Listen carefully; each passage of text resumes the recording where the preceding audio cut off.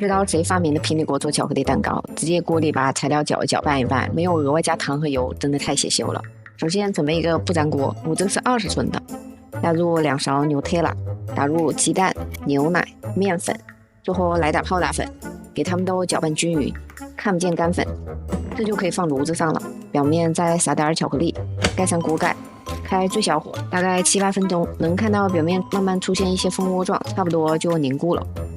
我这里用是中筋面粉，所以切开组织是偏戚风蛋糕口感的。如果用低筋就更湿润一点，有点像布朗尼。看你喜欢哪种口感就选哪种面粉，整体甜度也是刚刚好的。